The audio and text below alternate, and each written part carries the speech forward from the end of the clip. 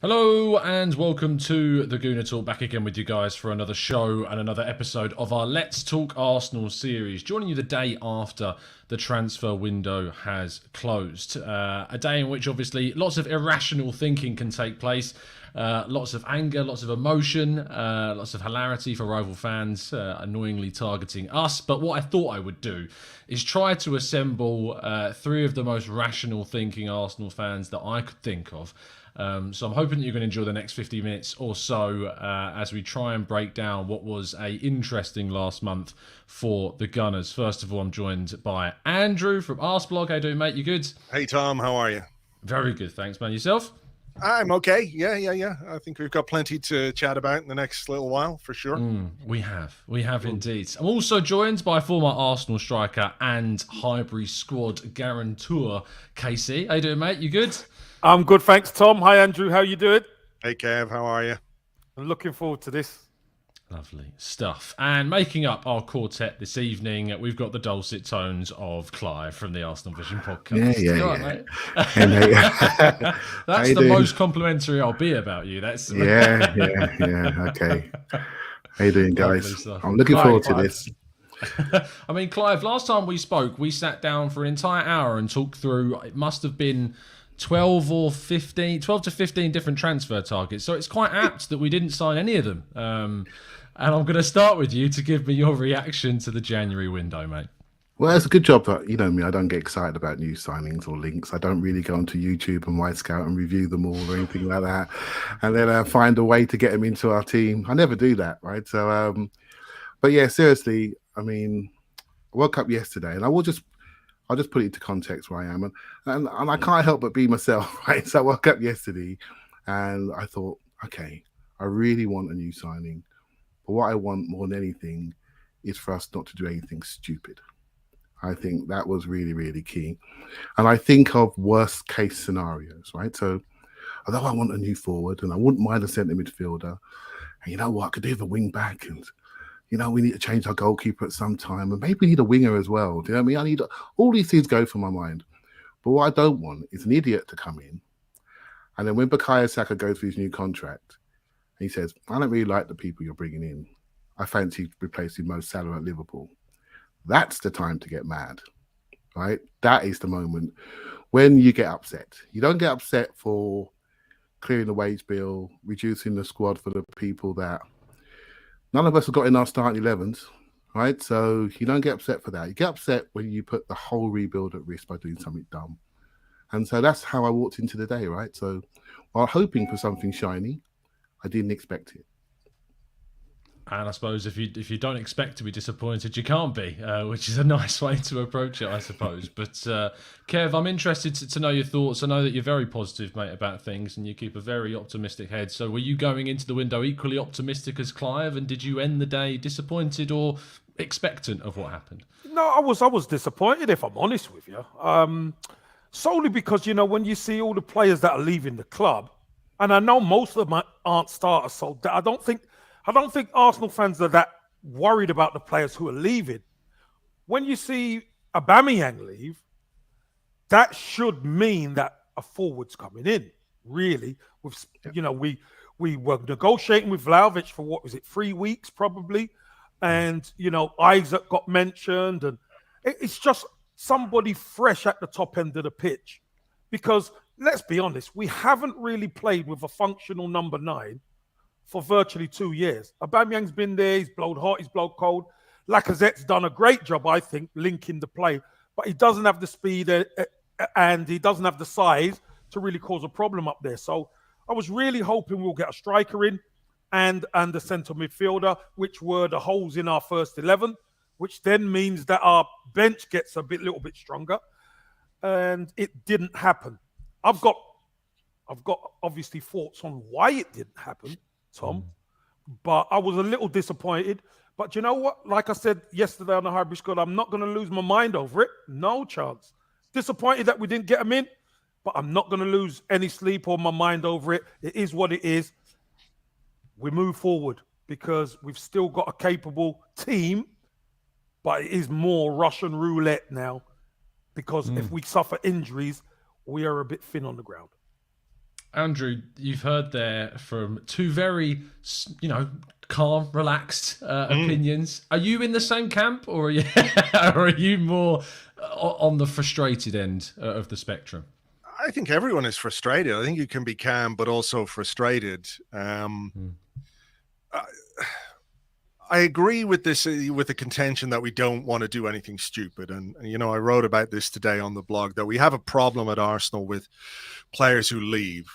Too many of them go for free, or we have to pay them to go away because we do bad transfers and we do bad contracts and we don't look after, our squad the way that we should. So the last thing I wanted Arsenal to do was go out and buy a player who we're stuck with for 4 years or 5 years and we can't get rid of, who doesn't give us what we need on the pitch with any consistency. So that Arsenal, have chosen not to sign anyone because, they can't get the player that they want, whatever it is. I think we have to acknowledge that they might be learning a lesson there in some ways, not hobbling themselves with a player. At the same time, though, it's hard not to feel like this is an opportunity that we've missed because of where we are in the table, because of, the issues that we do have at centre forward. Kev's talked about negotiating with Vlahovic, and we tried for Isaac. That's tacit acknowledgement that we have a problem there, that we need somebody in the squad. And the frustration comes from maybe this opportunity, we're all looking at it now with a maybe worst case scenario outlook, that it might pass us by, that we can't get into the top four, that we might miss out on top four by a couple of goals that a forward might have given us. And I do wonder maybe if, even if you can't get the striker that you want, the main guy, the guy that you're going to spend all the money on, if there wasn't someone out there who could have given us something in the squad between now and May. And I'm not talking about making a huge investment. I know the loan market is difficult, but for me, it's a frustration that maybe that kind of a signing, even if it wasn't what we were all looking for, could still be beneficial over the course of what remains of this season to sort of augment these young players who now have a heavy burden, for the next 17 games. This segues quite nicely to you, Clive, because then we can start talking names. You talked about there that you were glad that Arsenal didn't do anything crazy. But I think Andrew raises the good point that there were players out there that moved this window, not necessarily for a lot of money, that could have maybe offered Arsenal something. Do you think that we have missed a trick? And if so, do you think there is anyone that, in your opinion, either moved or we could have tempted to move that could have made a difference for a savvy figure? Yeah, so but we're getting back into situations, though. Andrew will know this. There's a great line by Ken Early talk about Arsenal, and he mentioned the word status anxiety. Remember that one, Andrew? And I thought to myself, sometimes we suffered that in the past. We said, we've got to do something. Let's get Willian in. And we're fortunate we got out of that one. We're fortunate we got out of a Aubameyang one. That's 50 million quid in wages there. Right? Let's not mess about. We got lucky. We got really lucky. And I looked around, Tom, and I see Wout Weghorst go to Burnley. I think I saw him a couple of years ago pressing forward, 6'5" back post. Oh, I fancy him when we're playing Burnley at home. We don't score.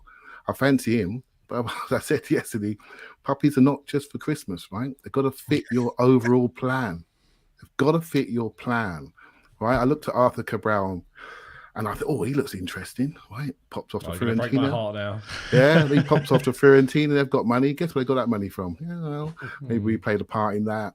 And off he goes there, and he'll play at that level team for a while until he comes to the Premier League and costs us 40 million quid. We are not advantaged, right? Because everyone can see centre forwards. Everyone can see who they are. Everyone can know who those players are. So there's no bargains out there. West Ham bid 50 million for Darwin Núñez. Now, to me, Darwin Núñez is a really nice player. 50 mil, Tom? 50 mil? It's a stretch, I'm not sure. I'm not sure, mate, to be honest. And we're back doing the same things we used to do. So breathe, calm down, look at your squad. And there's a saying out there, right? I think we've had such a lumpy squad for so long that what's developed at Arsenal is a comfort zone. And those names give you comfort. Well, nothing grows in a comfort zone. Players don't develop unless you expose them and you find new leaders, you find new levels, and nothing grows in an environment that's comfortable. We have been comfortable and lumpy and overpaid for years. And this is well overdue. And by the way, I want a striker. You won't find me talking about Eddie as if he's the next second coming of Thierry Henry. He's not, right? And Lacazette, we know his physical abilities late in games can be questioned. We all know our stuff, right? We all watch the games. So we have a problem. But I prefer this problem than having a problem of a Willian problem. I really do. And that there's no good answer, right? I'd have loved Isak at 40 mil. We'd all be sitting here having a drink in front of us right now.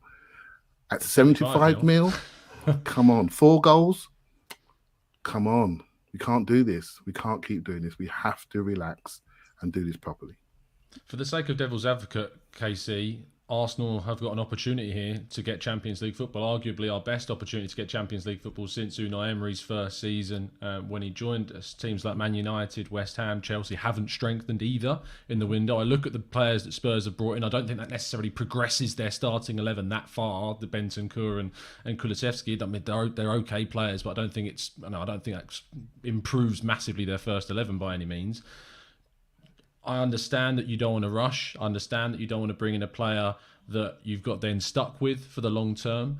And I think that, say, an Artur Cabral that Clive mentioned there wouldn't necessarily have been that type, especially considering we're losing Lacazette and Nketiah in the summer and we've already lost Aubameyang. So we're likely going to need to bring in 1 or 2, probably minimum of 2 strikers.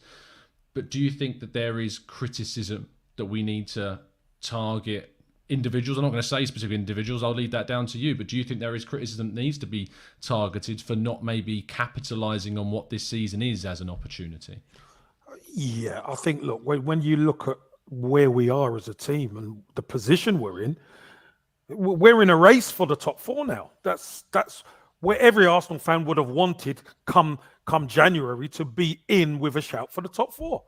And when you see players leaving and nobody come in, Clive's right. You know, you don't want to do anything stupid, but you still want to strengthen because there's been holes in our team before January.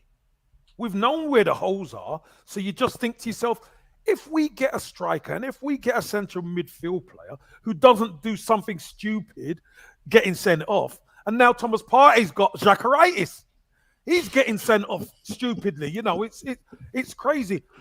Arthur would have been a really good signing. But the issue sometimes is this. The clubs who you're dealing with turn around and say to you, well, if you want him, we're not going to let him go until we get somebody in. And you've only got 4 weeks. That's the problem. It's very, very difficult month to do business in, Tom. And one thing I've realised, this Arsenal manager and recruitment team, they know where we are. They know teams will put a heavy premium on it, and correctly so. For them, they're not going to play ball like that because that's how we've been caught out in the past. So I'm fine with them turning around and saying we've got a valuation of the player or we like that player. This is what we'll offer, and if the club don't take it, fair enough. I'm fine with that. Yeah, again, it brings it back round to that conversation that we're having about not overpaying and not getting stuck with an investment that you've overspent, and we've done that far too much. And look, we all sat here after the summer on our own channels and own platforms and praised the work that was done, the way in which we looked like we were shifting the way in which we recruited players with the players that we brought in the summer. What I find, Andrew, though, tricky is where kind of the line is between saying we can't get certain players in this window, and as Casey pointed out, like not spending £75 million on Alexander Isak is not necessarily an embarrassment. It's not a thing I can heavily go in at the club and say that's ridiculous. How can you not do that? Because it doesn't make sense to overpay by nearly double the player's market value. But again, it comes back round to this point that there were players that did move this window that could have improved us, and we've not done that. And then you have to think, is that Edu's fault, or has the hierarchy, because we heard from The Athletic that supposedly that the hierarchy wasn't 100% sure on the Artemelo agreement that Edu had found with Juventus. Where does it, for you, where do you start to point those fingers? I don't know, because we don't have all the information. The thing I would say is that it doesn't have to be a binary thing, this idea that just because you don't want to do anything stupid means you can't do anything at all.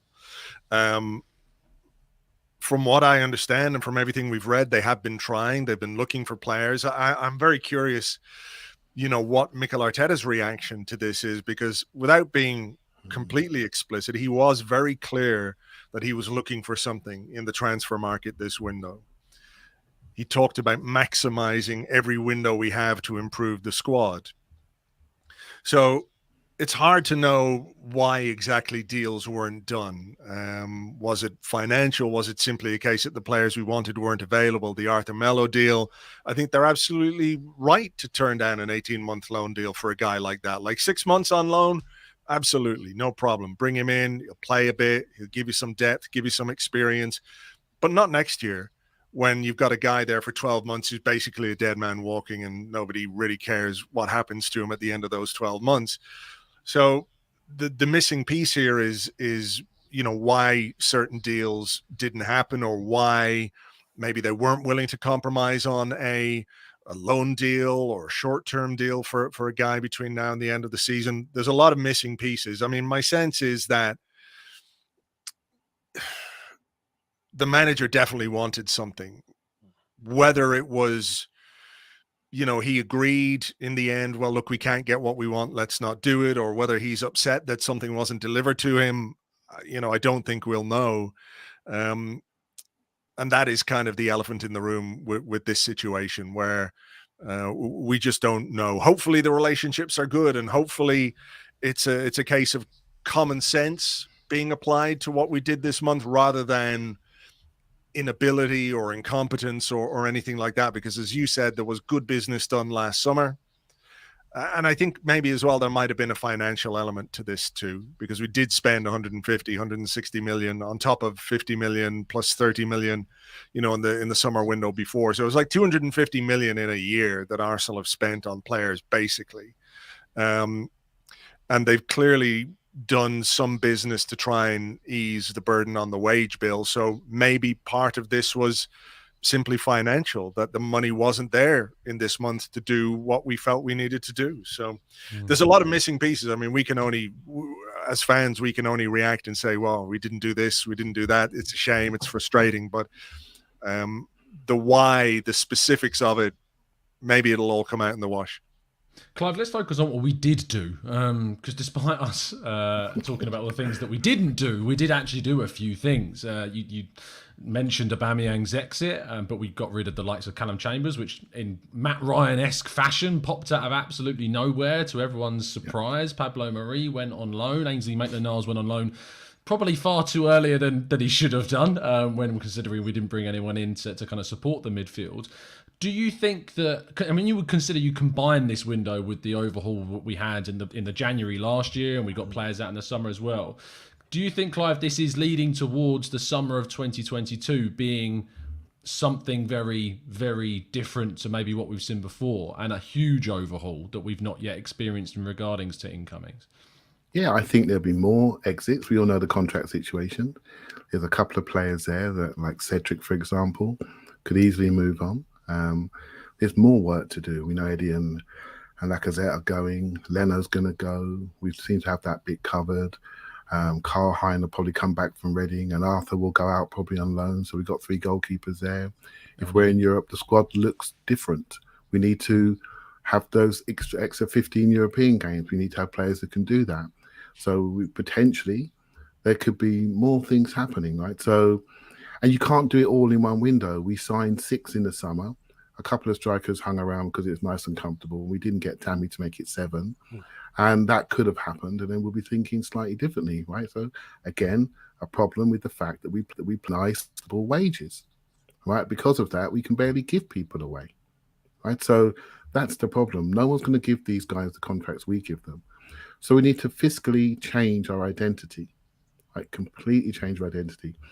And so I'm okay with what we're doing. Trust me, I'm like everybody else. I want a new shiny toy, right? But also let's not pretend when we buy new shiny toys we're happy either. Because when we bought Ben White, everyone said, well, why are we buying Ben White for? We got Saliba. Why? No one's even seen Saliba play, right? I don't know if you've watched. I've watched him play a lot, and he's a good player. But he was a good player 2 years ago. Not this good. He's been out on loan. His value's been protected. If we sell him now, we're going to get paid. If he comes back in, he's ready to play, right? So when we do spend money, let's not pretend we're happy. Let's not pretend we didn't force Aaron Ramsdale to turn off his Instagram comments, right? So, and so in the end, we need to breathe. I keep saying it. I want what everyone else wants. I'll tell you what I always wanted is I wanted this rebuild. I wanted this. I did not think a lot of some of these players. I felt the motivations were wrong. Kev, we've spoken before. You know my thoughts on this. And Andrew definitely knows my thoughts on this. Right? And so, I wanted a lot of these players gone. And there are moments in a game where you can see the technical difference of these players. Do you remember that game recently when? No, I spent many times arguing with Elliot about Bellerin's ability, and I know people love him, all the rest of it. But I thought, you know what? Don't argue with him. Just let it go, because we all love our own players, and everyone's entitled to a football process, right? But there was an excerpt in the game when Noonan had the ball at left back. He coifed it behind him and switched it across our back four on his wrong foot. He went out to Tomiyasu, who couldn't see an exit pass down the right. He coifed it back and switched it back across on his left foot, and off he went down the left-hand side. Let me tell you, Kalashnik and Bellerin are not able to do that. So if you're sitting there worrying about certain things, remember where we were, remember where we're going, right? So when it comes down to it, footballers, good ones, allow you to do more things on the football pitch, allow you to defend from the halfway line, goalkeeper that can sweep and claim the ball, people that can pass the ball like Ben White properly off both feet.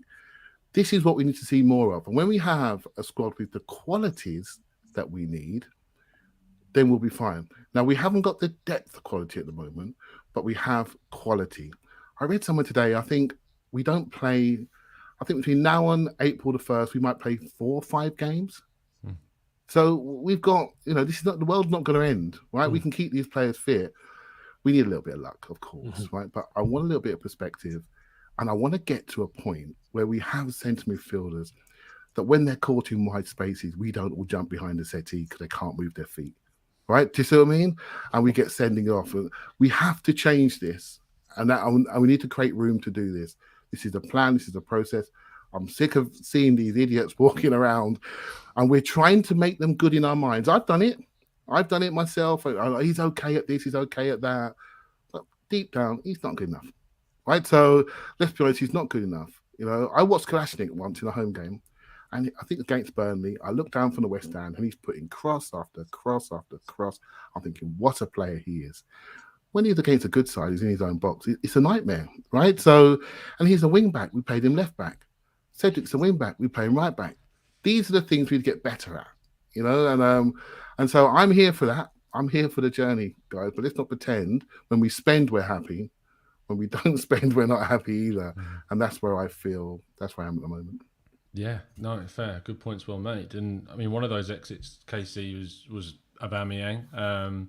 But the part I want to talk about is about Arteta and the club moving on, not just big wages, which has got us down. I think in Emery's first season, when you compare the wage bill to where it is now, I think we've almost halved it. That's the level of wages that we've got off of that bill now, which is mad, but also a positive movement. But the players we've moved on have been players that have had issues culturally, or have affected the culture of the club. I mean, Aubameyang, we don't know the specifics, and there's no point trying to guess what happened, but we were told disciplinary breaches. We've had issues with players like Matteo Guendouzi. We've had issues in training with Ozil, supposedly, but there was obviously a lot more to that story than we know about as well.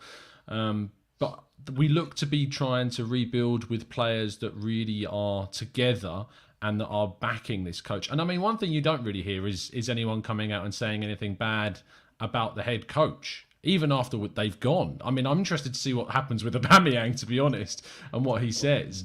But it's not something that you tend to hear. So do you think that this rebuild is not only to do with obviously the restructure of the wages and ensuring that we get quality in, but that also maybe it links into some of the reasons why we didn't sign anyone is because they weren't 100% sure the players they could get in would fit that culture that they're trying to build at the club? Yeah, I think that's a fair assumption. If you're Arsenal right now, you have to be very careful who you go for, because the wrong signing could disrupt everything. So Arsenal have I know there's many people out there who have said we could have gone for this one, we could have gone for that one, but if the manager and the recruitment team do not fancy that player to come into this dressing room and make a difference, then do not sign him. That is so important for this current team. And one thing I will say about the Aubameyang situation, Tom, is I think it's a bit different when you look at him. He was captain of Arsenal Football Club. There shouldn't be any breaches, disciplinary breaches. There shouldn't be any, but there were with him. And obviously, it was the bale of straw that broke the camel's back, and the manager put it on him and told him, listen, I'm not going to stand for it. And rightly so. When you're captain of this great football team, you're the one who's supposed to be leading by example. And there's a lot of youngsters there who need leading. Look at our experienced players. We've got Aubameyang, who doesn't turn up for matches and is breaching. We've got Granit Xhaka getting sent off so many times, and now Thomas Partey's got Xhakaritis getting sent off. These are our experienced guys. I'm nicking that term, by the way. That's all mine now. Yeah, well, it's there for you to do. So, we really need the experienced players to stand up now. If Xhaka starts getting sent off again, then I think we all maybe agree that his time might be up come the end of the season, because we do need better players in certain positions, Tom. But Mikel Arteta is recruiting hungry players. That's the number one, Tom. Forget the name on the back. That's why you can go out there in the summer, make all them signings. There was uproar in some of the Arsenal sphere. Uproar. Who's this? You shouldn't be doing this. And next minute, the team started clicking together. And we saw a difference. There was an identity to them. They connected with the fans. And then all of a sudden, you see the atmosphere at the Emirates, absolutely brilliant. I think the fans have been superb in responding to the team. But in the recruitment phase now, Tom, it's vital that you get the players who are hungry, because you've got young players who want to do it. Going and getting older players who are just happy to pick up a check is not going to work. You need real hungry players. This is the crux, though, Andrew, as well, because then we've got an imbalance, arguably. And you look at, say, Liverpool, who won the title, experienced players, Henderson, Milner, absolutely pivotal to that side. But Casey raises a fantastic point that we've got a lot of, well, the reason why we are where we are this season is because it's our young players that have driven us forwards, the hungry players that have pushed us to where our ambitions are. But with Aubameyang gone, and Marie gone, Kolasinac gone, no matter what you might say about them as players or behind the scenes, that experience is gone, and Aubameyang leaving on deadline day lowered the average age even more. Is that a concern for you in these final 17 games, that we, in maybe these crucial and crux moments, we won't have those figureheads in the team, if they ever existed in the first place anyway, to be fair? I don't know. I mean, I think I prefer to focus on the talent and the quality of the players rather than how long they've been doing it, We do have some experienced players. There's some guys in that dressing room, Partey, Xhaka, whatever you think of him, been around the block a few times. Bernd Leno, hugely experienced international. I like the idea that when you make space for these young guys, it's not necessarily experience that you want, but leadership. I think there is something to be said for when you get to the business end of the season, having been there and done that, it's probably beneficial to an extent. But also, if you're a young team that's flying and you're full of confidence and you're chugging along and you're winning games and you're scoring goals, maybe you don't necessarily need that. Maybe the lack of fear might be a good thing. And really, we're looking at an Arsenal team now that is very much transitioning to something much younger than I thought we were going to be. When you look at what's happening up front with Saka, Smith Rowe, Martinelli, all 20 years of age, Odegaard still only 22. Whatever striker we get in when Lacazette and Eddie go, or strikers we get in, I imagine that we're going to look in that age bracket, more or less, maybe a little bit older, but we're not going to bring in a 30-year-old striker because there's just no way. So again, you're looking at transitioning. Same with central midfield. When we bring in a central midfield player, it is going to be a young player. And across the board, you're looking at, a team from Ramsdale, the back four, midfield with a little bit of experience. The age profile is going to change. And it really is more about the talent and the quality of the players than their age for me. If you can bring in a guy who's 28, 29, and he's, I think James Milner is a great example of that.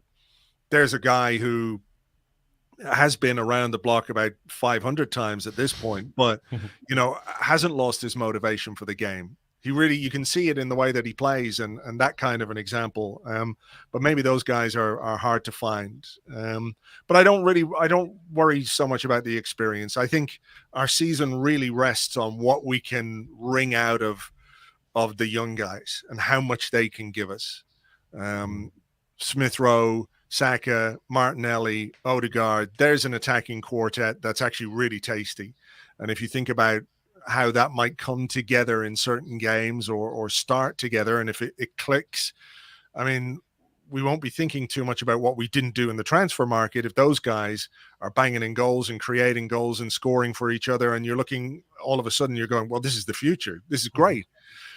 So it really is now about what Mikel Arteta can get out of them and how consistently he can get performances out of them in these 17 games. The experience, we have what we have right now. And I think it can be valuable. It will be valuable, but it rests quite a lot on their shoulders. And do they feel the pressure? Are they going to feel the pressure? Will they feel the burden?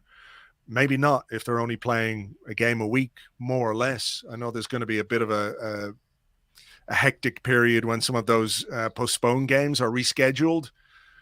But really, they should be capable of doing plenty in these. So I'm sort of excited about what we're going to do in the absence of a striker, because as I was thinking about it yesterday, the only logical reason I could think of not bringing in a lone striker, somebody like that, was because they think, well, maybe those minutes can go to Martinelli up front. If you get Smith Rowe back, you play him from the left-hand side, Odegaard, Saka on the right-hand side, Martinelli up top.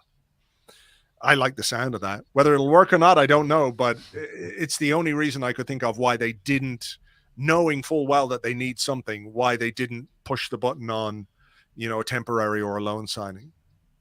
I mean, when you say it on paper, Martinelli, Smith Rowe, Odegaard, Saka, it's youthful, it's energetic, it's dynamic, it's exciting. And if it does come down to the choice between Nketiah or Martinelli, I think most people would choose the latter. I want to stick with this striker conversation just briefly though. Wayne, thank you so much for the nice donation in the chat box. It says, bless up everyone. Andrew, I listen to Arseblog every Monday and Friday on my way to work.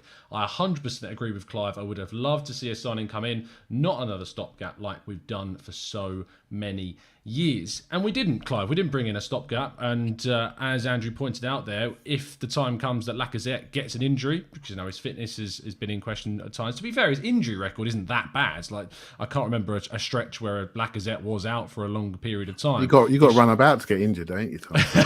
Very true. Very, very true. Do you agree? Do you agree with Andrew that Martinelli is the obvious choice now? Because despite I agree with Andrew there, but I do think that Arteta will defer, as he has been doing from the bench, to Nketiah, and that's a little bit of a concern for me. Yeah, so Arteta really does like Eddie, right? So I was saying yesterday, I still haven't got that Everton header out of my brain yet, and so he needs to fix that for me before I start loving him again. So yeah, I don't think he's played many Premiership minutes, hasn't got any goals. So yeah, we're trying to be positive about the overall rebuild, but let's be honest, we're running a risk here. We're running a significant risk, and I went to the Burnley game and they blocked out that central zone, and we did not look like we had the energy and the ability, particularly late in the game, to change things, to take us over the line. We didn't have it. We missed that one chance. We all know the chance we missed, and our hearts collectively broke, right? So that could happen easily again in another game that we expect to win. And if Aubameyang's in the new camp, sticking on the back post, we're gonna, Tom, you'll be doing a couple of shows, mate. Do you feel what I mean? And there'll be interesting comments on those shows. So yeah, I think as we were talking there, and I listened to Andrew and Kev talk, we didn't even mention our record signing, Nicola Pepe, right? So, and whatever we do, we need to invest in the people that we have. Pepe's one, Nuno's another that can play higher up on the left, add energy late in games. We're going to have to invest in the people that we have. Make sure that when we have an injury, which we no doubt will have, let's make sure we play the right system for the players we have available. Let's not mess about trying to do it like we did in the Europa League semi-finals and try to shoehorn people into systems which don't suit them. Pick a system that works for them, maximize the resources that you have. Now, I'll be straight with you all. This is something I think Arteta could improve on. When he has his boys there, I think he's excellent. When he has major pillars out of his team, I feel as though some of the way he goes about that's, making those replacements or saying to those players, I'm going to play you in this role. It may not suit you, but it suits how I want to play. Now, that's his prerogative, but I give Cedric as a great example. I think he's much better in the position half than our half. So play 3 centre-backs and make him a wing-back. But don't sit there and watch him running behind people on the corner of my TV screen trying to catch people up as a full-back, which he cannot do. But when he's in the last third, he can cross the ball and he can do something. So if he's at our football club and he's there playing and he is our second right-back, let's make sure we play a system that works for him. Nuno, for example. Let's not put them into areas where they can't succeed. And that's my one issue, because we are going to have this later in the season. And how we manage the resources we have, how we invest in the resources we have, how we make them feel trusted so they run through brick walls to manager. We're going to be talking about this real quick, real quick, soon as one of our major favourites goes down. And these are the sort of things we're going to be discussing later in the season. Tom, can I just pick up on that? Because I think whenever there's an issue at right back, and as Clive would, and Andrew would have seen, they tend to put Ben White out there. Ben White goes to right back and Holding comes in centre half. So I'm not too worried about the fullback, because you don't change your system for one player, especially if he's a fullback or a wing back. That's what you don't do. My real problem with Martinelli playing through the middle is because his effectiveness with his back to goal isn't the same as when he's running off the left. He is a winger by trade. Will he end up as a striker? Possibly he will. But I think he's a bit too young. People are talking about Nicola Pepe playing as a striker. He's at times he struggles playing wide, let alone in traffic as a number 9. That's why I truly believe he protects Martinelli by playing Eddie. Eddie can play there. He's not great. He's not world class. He's leaving the football club, but he would rather play Eddie there than put Martinelli there to take all the hits. In my opinion, I really believe Arteta is not going to subject Martinelli to playing with his back to goal. So the big guard those could smash him from behind. Not good.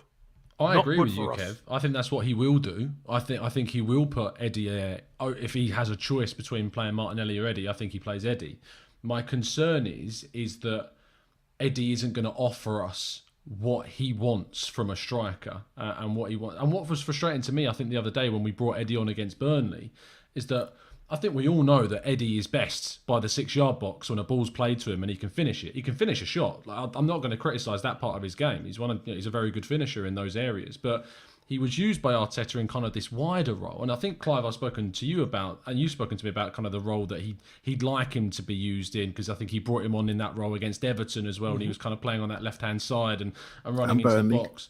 And Burnley, yeah. And I just felt that, for me, and maybe blame my short-sightedness, but I look at Eddie as Casey as someone that is only very specialised as a finisher in the box, and I worry that we won't get enough from him as the option if it is him we defer to, say, if Lacazette's not available.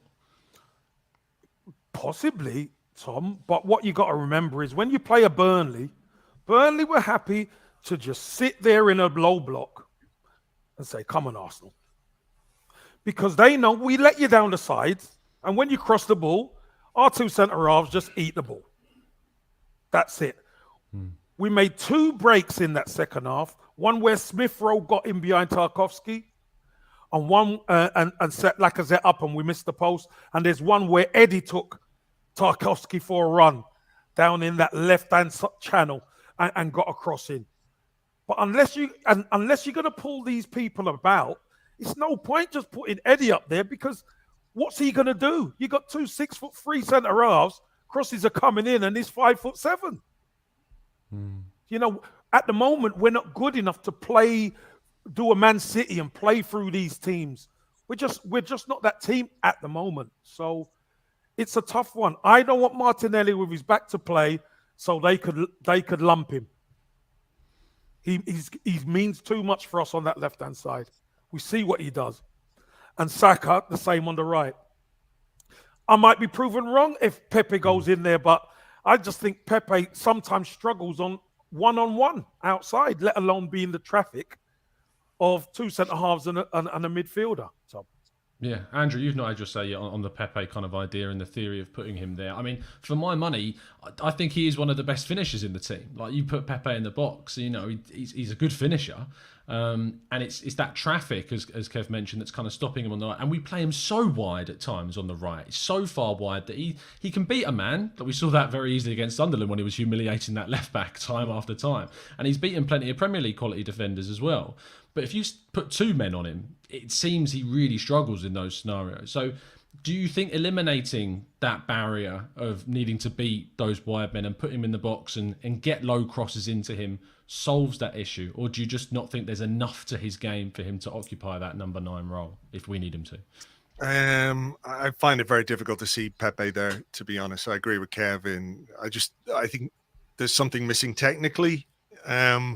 You know, if you're worried about somebody holding the ball up, it bounces off him far too often. You know, when the ball comes out to him on the right-hand side, part of the reason why he ends up with 2 men on him is because his second touch, he's trying to get the ball back. And by that stage, there's another defender over, you know. I mean, that's what happens. I mean, I agree with you about his finishing. He is got a hell of a left foot. You put him in the right positions and he can put that ball top corner, bottom corner and everything else. But I just, you know, I think really he is a guy who needs to play in a counter-attacking team, a team that sits deep and then uses his pace and uses his ability to drive into the box. So I don't see him as a center forward option. I mean, if we get injuries or whatever, I mean, maybe you have to consider it. But I do think his presence in the squad now does allow us to think about how we use the players that we have. And I know what Kev is saying about Martinelli. Like, I don't want to see him try and do an Olivier Giroud type thing where he's standing there waiting for the ball to come to feet and there's a central defender, who will absolutely stick a knee in his back and leave him battered and bruised. But I do think there are other ways of playing the centre forward role these days where perhaps his movement and his sharpness around the box could be really useful. And I think we've seen with Lacazette up front, part of the tactical plan is for Lacazette to drop deep and maybe bring one of those central defenders with him and leave some space in behind for Martinelli to run into. But that, I think, raises another discussion about how quickly we can move the ball and how quickly we get the ball vertically through midfield or to our wide men. As Kev said, that break from Smith Rowe, which set up the chance for Lacazette, that was just pure quick movement. Tierney over the top, Smith Rowe burned the defender, couldn't stay with him. Cross, should have been a goal, should have been 1-0 at least, a 1-0 win for Arsenal and 3 points. So, you know, those are the things that we need to think about as well. But, you know, I just can't see Lacazette playing 17 games, 90 minutes between now and May. Just don't see it. So we have to think about what else we've got. Eddie, in the last 10, 15 minutes, if you're bombarding the opposition defense, he's a guy who can get his head to something, even though he is only 5'7". We've seen him score headers before. But maybe there is, you know, room to think about how we can use somebody else up front. And if you're going to put minutes into a player in these 17 games, I'd rather it was a player who's going to be with us next season, who will benefit from those minutes, and not, with the greatest of respect to Eddie, somebody who's going to be going somewhere else. Why should we develop him or give him playing time? We're not going to get a fee for him. You know, it's not like we're putting him in the shop window. He's going to go on a free transfer. So let's use the player, I think, that will benefit most from those minutes and who may give us something that makes us a little less predictable up front. To finish off the show in the last 10 minutes, I want to look positively, because I mean that's what we like to do, be more optimistic about things, and look ahead to the rest of the season with the final question to each of you guys. Clive, I'm hoping it's going to be positive. How do you see, the rest of kind of this season playing out in your mind now, and how much confidence have you got in us continuing on what we did in the first half of the season? Yes, without as many players as we had in the first half of the season, but you know, we got that experience of the first half of the season. We've seen improvement and progression. The new signings we've made in the summer are more settled now. Players have returned from the African Cup of Nations, have returned from suspension. Xhaka and Partey are going to be back for the Wolves game.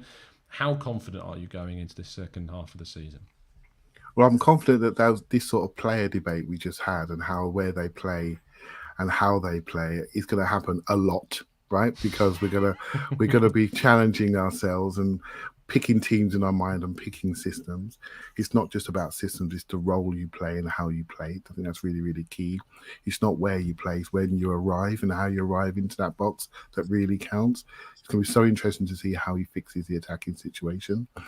So the month of January, where have I been, right? So the moment Saka swept that ball in against Man City, I'm telling you, man, I've never been as happy as that about a performance for half a decade. I'm telling you, I could not believe what I was watching. I'm thinking, this is it. We're about to go. Of course, we derailed like we normally do, right? We derailed within the same game. We end up snatching defeat from the jaws of victory, right? But I haven't forgotten how I felt at that moment. I haven't forgotten it, and no one should. And last time I looked, none of the players that played on that day have left the football club, right? So now the month of January, I think we got squeezed dry, right? We played the two best teams in the league. We played them 3 times at a time when our squad was bereft, and our Granit Xhaka turned into Hong Kong Fooey and got himself sent off, and then basically Thomas Partey did something quite similar. So our 2 experienced centre mids destabilised us. And what happened when we did that? We found somebody. We found somebody in Martin Odegaard that showed a level of leadership and football ability I did not know he had. I mean, I'm telling you, I watched him live and he has been outstanding.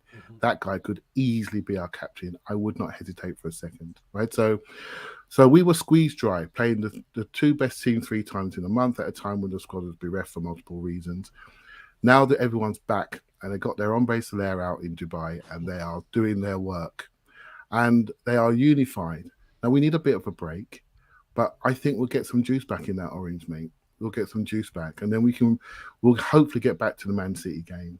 We'll get back to those levels, and that's all we can do, right? Is hope that's going to happen. What I do know is, you know, for all the players that have gone that give us comfort, the one I sort of would have liked to have stayed was ANC, just because I like him, you know. But we have to be fair for his career that he needs to go and play. But I wish he was still here because he covers so many sins of our squad building over many years, right? So, but all I can do is sit there like everybody else and say, yeah, Wolves away, tough game, good side. You know, let's see what happens. But we have our best players available at this moment in time. Let's see how long we can keep them available and go from there. Kev, it's been an agonising 9 days and we've got 9 left. I know. The next game, it's probably good for us to decompress. Well, yeah, I was going to ask you that very question. Do you feel like, in a weird way, we've had a bit of a mid-season break? We've had exactly that. I mean, it's not in a way. We've had exactly that. There is a mid-season break. We're away in the Middle East, warm weather training camp. You know, we've removed some of the fringe players that probably, you know, weren't the happiest because they weren't getting minutes. So it's better they're elsewhere than being unhappy with the group of players and arguably affecting things that way, whether they indirectly or directly.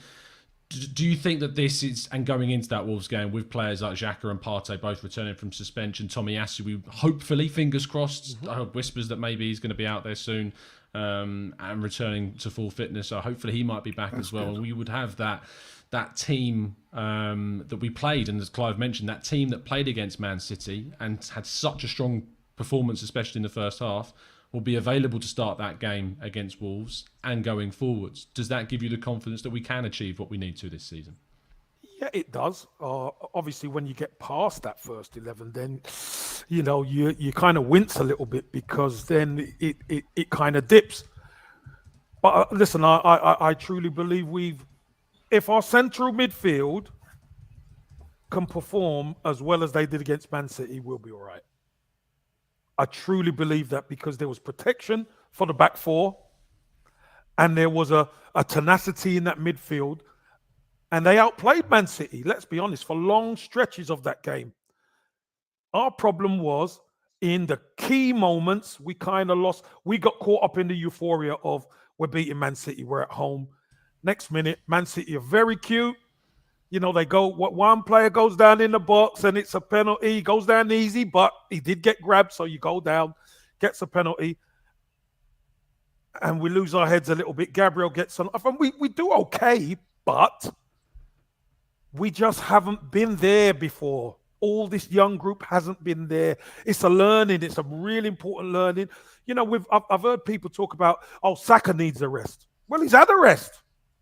Look, he's having a rest right now. There's been no football. He's had no games. So I'm expecting a recharged Arsenal to fly in the second half of the season.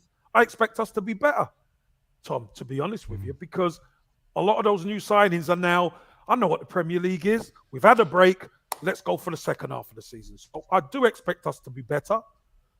But I still agree with Clive and Andrew.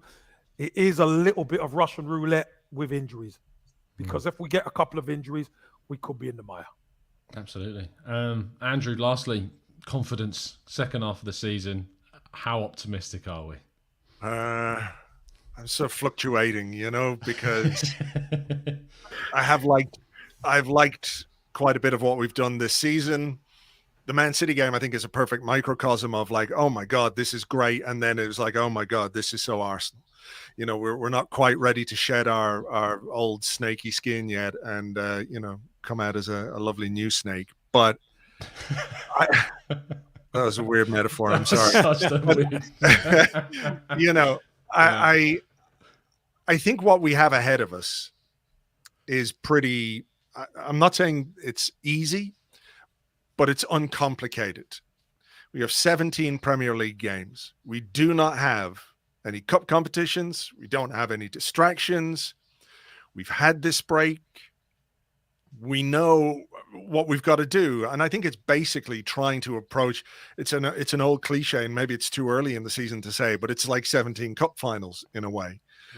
We do have some margin for error, but that's the approach that we should take to these games. That intensity that we showed against Manchester City, the way that we played, the energy, the drive with which we played the football that we wanted to play against the best team in England. If you can't take some encouragement from that, what's going on? But it's about being able to replicate that. It's about being able to do that 17 more times. Maybe we won't do it 17 more times, but maybe we only need to do it 12 or 14 more times to get the points that we need to get us where we want to go this season. There are going to be some ups and downs. I worry, because of the missing piece, which I think is there at center forward. I worry about that. But I hope that, during this trip to Dubai, the rest, the recuperation with a small squad, there are benefits to that as well. There's nobody on the outside sulking. Everybody's going to be involved. Everybody knows that they've got a part to play. And it feels, whatever criticisms people have, it feels like this is a group that's pretty solid, pretty tight. They look like a group of guys that get on with each other. Maybe we're projecting a little bit, but it doesn't seem like there's any real bad apples in that group. And I think they'll come back from this very clear and very focused about what it is that they have to do as a collective, as individuals, their own parts to play and all that. So if we can get on top of it, if we can get off to a good start, if we can beat Wolves, and then, I think the next game is Brentford, is it? Kick off again with a couple of wins, then there is enough talent. We are where we are with this group of players. We've got to where we've got to with this group of players, bar some early season goals from Aubameyang. So it's about getting the same again, maybe a little bit extra. And if we can, then fair play. I think we're still a little bit hurt or frustrated by what didn't happen in the transfer window, but there's not much we can do about that now, and just hope that these guys can really pull it together and produce what we know they're capable of producing. It's just really doing it on a consistent basis now. Listeners, viewers, I don't know about you, but I feel a whole lot better than I did 55 minutes ago about Arsenal. So I'd like to take a second to thank you to Andrew, Kevin and Clive. Clive, I know you've got to shoot off, mate, so tell people where they can find you and I'll let you go. I don't care. I do a bit of podcasting on the Arsenal Vision, and I do a bit with Andrew sometimes. I've done a bit with Kev for a bit. Sophie's scared of me, Kev. Tell her, don't be afraid. No, don't be afraid. Yeah, don't be love afraid. to have you back on. I'm ready for her. Tell her. Lovely. You're the one that's afraid, Clive. Come on. Yeah, that's a good point. That's a very good point. So yeah, thanks. Thanks for inviting us on, Tom. Seriously. No problem at all. My absolute pleasure. Kevin, always an absolute pleasure to see and speak with you, mates. Tell people where they can find you and what's going to be going on in the Highbury Squad, of course. Yeah, at number 1, Kevin Campbell, or at the Highbury Squad most evenings. You check us out at 8 o'clock tonight. So it'll be a good one. Check us out. Lovely stuff. Not with Clive, though, because he's running scared at this point. As we come to learn. I only come on after a win. What, this transfer window wasn't a win? I don't know what you're talking about. And finally, Andrew, thank you so much as well, mate, for taking time to come on the show. Always a pleasure to speak with you. Tell people where they can find you, of course. Arseblog. Just look up Arseblog. You'll find everything there. So thanks for having us on, Tom. No problem at all. Thank you so much, listeners, for tuning in. There's been over 3,000 of you that have watched this show, so thank you so much for joining us over the last hour. I really appreciate all the support and the support throughout the transfer window and every 8 a.m. show that we painfully did, only to see no signings made. Besides Austin Trusty the process, of course. Thank you for tuning in. We'll be back tomorrow morning at 8 a.m. as the show continues. Thank you for listening, and as always, up the Arsenal.